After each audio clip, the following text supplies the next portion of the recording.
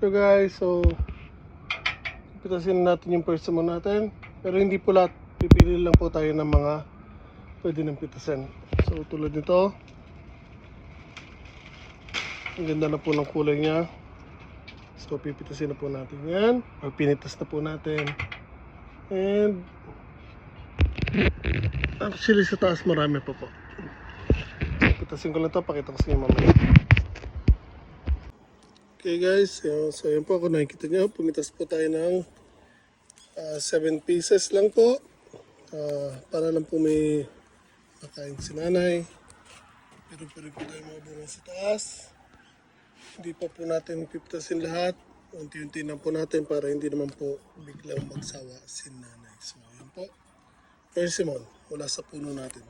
Ganda po ng bunga, laki.